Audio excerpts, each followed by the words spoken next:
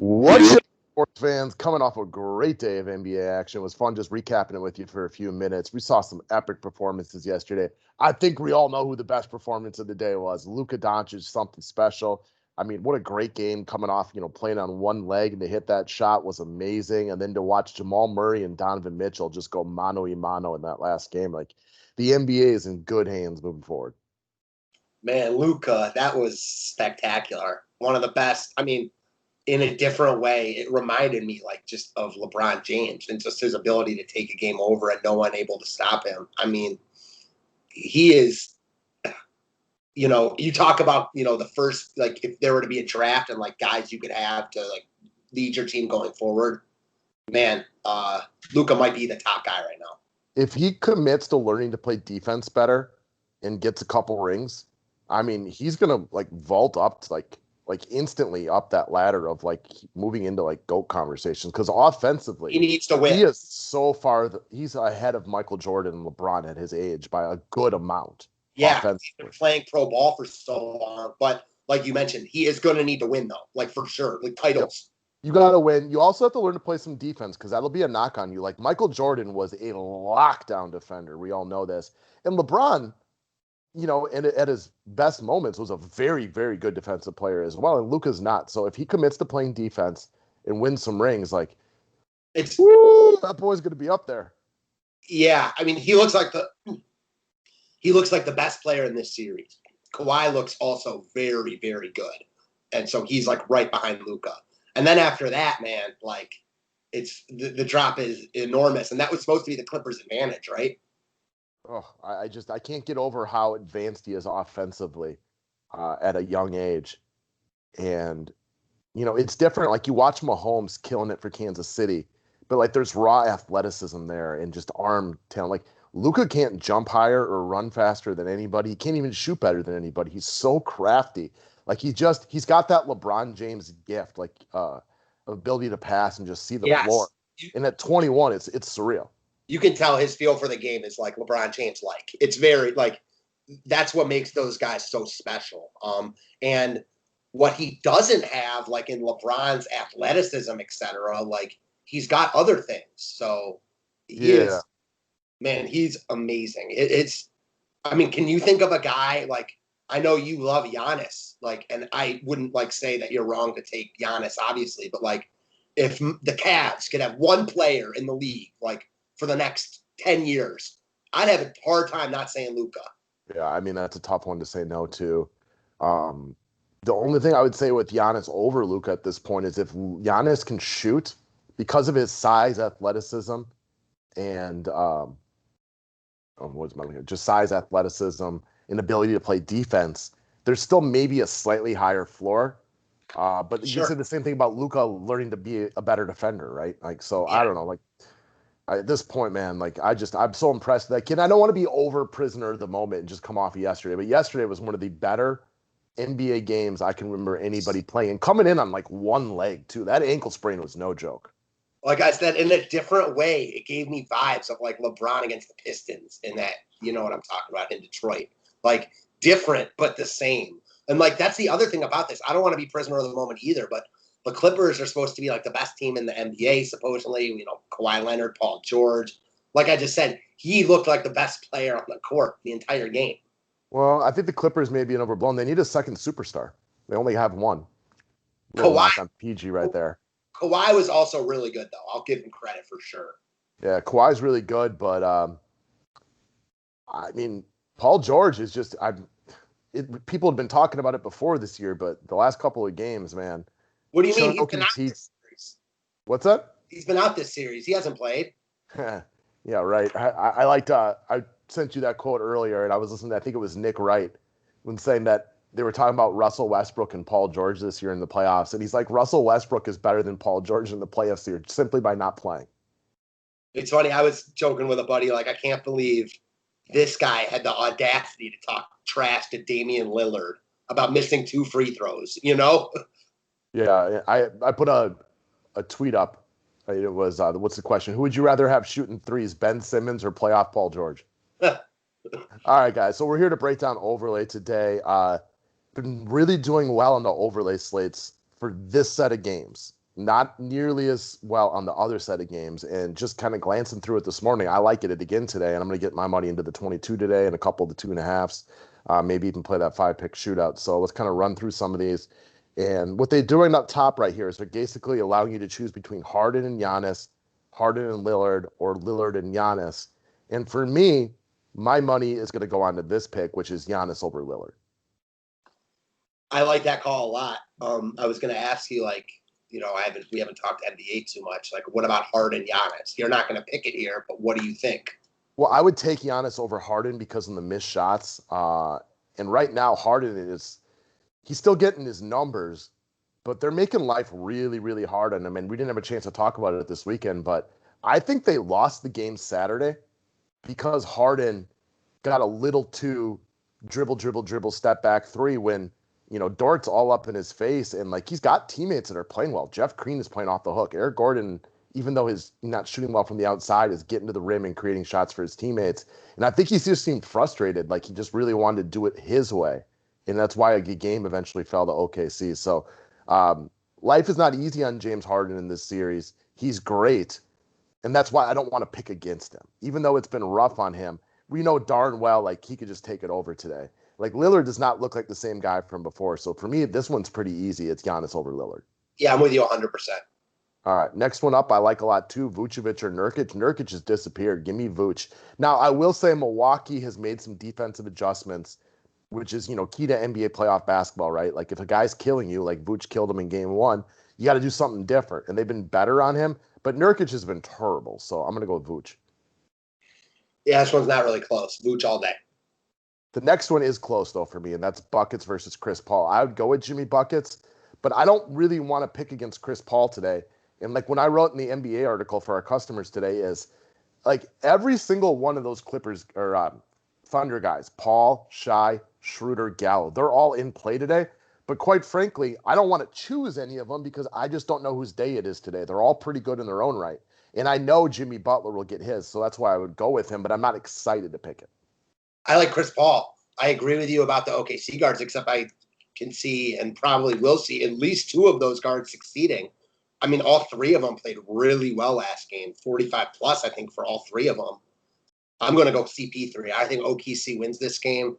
I think Miami could easily sweep, but I don't think that game's going to be, like, really high scoring. I like Butler's floor, but I like the floor and ceiling of Paul here.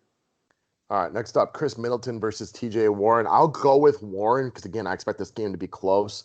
But I don't really line up to pick this one either because Middleton finally showed some signs of life last game. Shot 3 of 7 from three-point range. I think he was 7 of 17 overall, but I think he missed like 4 or 5 of his first 5 or 6 shots. So things started to fall for him and he looked better. So I'm not really excited to pick it. But if I had to, I would still go with Warren. I'm going to go Middleton. I like what I saw from him last game. Warren is more needed, but I could see Indiana dying here. I do like the cut of their jib, but they have not been playing very good defense in the playoffs, kind of lost a lot of their, like, grit and grind, it looks like to me. I'm not a big fan of them today. I'm going to go Middleton. Okay. CJ versus Shai. Give me Shai. This one's easy for me. Yeah, Shai for sure. Brogdon over Gallo. This one's really easy for me. This might be the easiest one up here for my money. Yeah, I mean, this one, again, it's not even close. Brogdon for sure. All right, Goran Dragic versus Depot. This is another one. This is very easy for me. Give me Goran Dragic. Same. Schroeder versus Gordon. This is a tough one for me because on flat-out floor, Eric Gordon looks like a very safe play. Schroeder's been a little up and down coming off of an excellent game last game. But Schroeder's in a spot where he could disappear. Why? Because, Gallo, CP3, and Shai could easily have good games. Gordon, I know what I'm getting out of him. So it's like, how does Schroeder play today? I'm just guessing, and I don't really have a good guess on this one. So it's going to be at the bottom of my list. Well, Schroeder he's coming off a really nice game. Had started to look better, too. Finally played a few games, like, in the bubble. I agree with you that Gordon has the higher floor, but Schroeder has a much higher ceiling. So I'm not really interested in picking it. All right. Roko versus Melo. Talking about guys that just, Roko has gone full Paul George in this series. He looks awful. Credit to Houston for being up 2-1 with him doing absolutely nothing. So until he shows me any signs of life, give me Melo. Yeah, Melo all day. Coming off a monster third quarter. We know CJ's a little banged up. They're selling out to stop Dame. Give me Melo. All right. Bledsoe versus Fournier. Other guys coming up small. Evan Fournier. Not that the Magic really have a chance in this series because they're so beat up and they're already the inferior team, but Fournier is coming up small routinely as well. Give me Bledsoe. I mean, who is Evan Fournier, really? Like, I'll take Bledsoe for sure. I mean, that's a valid point, right? I think he's an excellent role player, but like when you're the second best player on your team and you do absolutely nothing to help your team win, that's not cool. I think we both get each other's points. Yeah. All right. House versus Duncan Robinson. Give me Daniel House. Yeah, exactly. I'll take House too because he just does more things. Plays more minutes too, right? Like Robinson could easily go insane like he did in game 2, but when he doesn't go insane from 3-point range, he just doesn't have enough ways to contribute. Mm-hmm. Terence Ross versus DJ Augustine. I don't like betting against Terence Ross because if he gets rolling, he can pull up monster points. But give me DJ Augustine, adult in the room.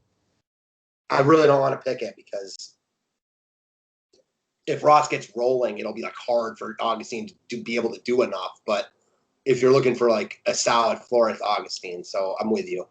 Augustine is one of these guys that I know we say this way too often, but I just like the cut of his jib.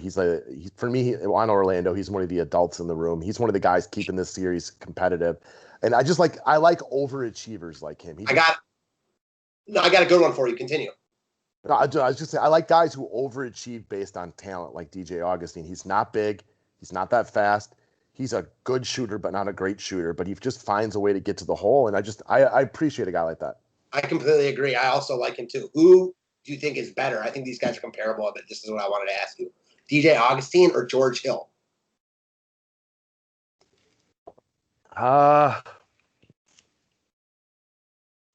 That's one where I think it depends on what you need. If you need scoring, give me Augustine. If you need defense and shooting, give me George Hill. But I think they are comparable.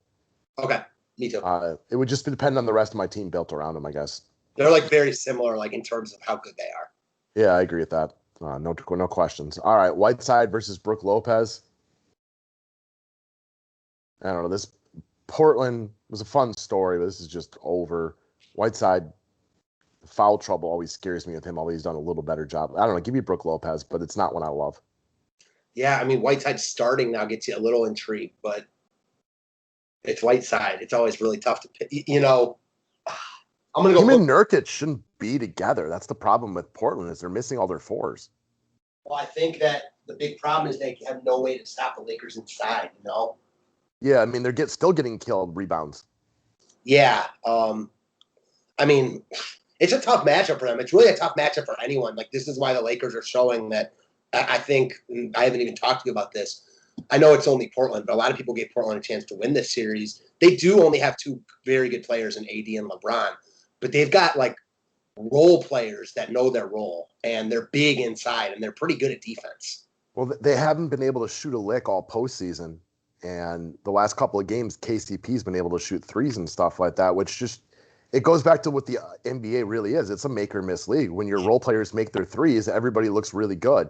I was just hearing LeBron get blasted by, I want to say it was Chris Broussard, and he's like, he only scored 10 points in game 2. I'm like, they won by like almost 40 points. Like, maybe he wasn't forcing shots up. Like, come on, man. You're better than that. Yeah, couldn't agree more, man.